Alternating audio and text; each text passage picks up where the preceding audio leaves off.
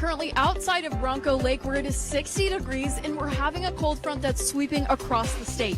I'll have that full weather update for you later in the show. I am currently in Hera, Oklahoma, where an EF3 tornado hit early Sunday morning. This came with a lot of damage, including power lines and a lot of residential homes being destroyed. As you look behind me, you can see a lot of the trees have just been snapped in half by that really powerful tornado. We had two other tornadoes hit that same morning across the OKC metro. And as we go into later today, they are expected to receive another wave of storms that is going to hit Hera. We are currently tracking Category 4 Hurricane Helene. How is this going to affect Oklahoma? I'll have your full weather updates later in the show. We're really not going to see any of those tropical storms move further enough north to us because we kind of had a high pressure system move over into our state. So we're really not going to see that. But as we do look at our radar, we're going to see high winds as that reaches the coast tomorrow night at 7 p.m. We're looking at 120 mile per hour winds. Good evening, I'm Gwyneth Duncan here with a weather brief for you. Looking at our skycast tonight, we're looking at 53 degrees. Overall, a pretty cool night. We only got to about 64 today in Norman, so it wasn't too bad outside. Definitely a little bit cooler than what we saw over the weekend.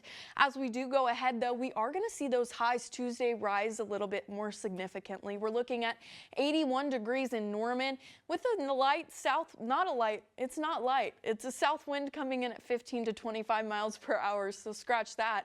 Looking at our OKC average, though, at 58 degrees, definitely not used to seeing as high of temperatures this time of month for sure, but we're used to that over the past months.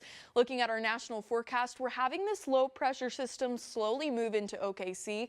This is going to bring a lot of severe weather. It's officially severe weather season. Be sure you're having a plan for that because we could see some scattered storms, maybe some large damaging hail and high winds.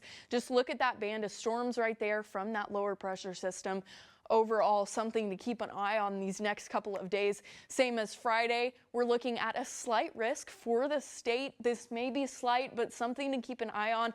A lot of Oklahoma's tornadoes are very isolated, as you may know if you've lived here a while. Looking at our 7-day forecast, Tuesday, 81 degrees, Wednesday, 72, and then those temperatures slowly start to go down as that rain moves in. Oklahoma is currently in a transition over to a La Niña climate, which could bring drier conditions and an unpredictable winter. These unpredictable conditions have already been visible this fall. We had a warmer, drier fall going until it wasn't. And all it took was like 2 weather systems, and we had 3 EF3 tornadoes. I believe there was 1 fatality and quite a few injuries. Numerous homes heavily damaged or destroyed in the Oklahoma City area and also down in southwest Oklahoma. The La Niña climate is bringing unpredictable conditions, which has created challenges for meteorologists like Thompson. Usually we only see a predictable outcome when we have a very strong La Niña or a very strong El Nino. This one looks like it's a weaker La Niña that we're transitioning into, and that's the difficulty of the seasonal forecast. I would rate my confidence in how this season will turn out is relatively low. For U Central News, I'm Gwyneth Duncan.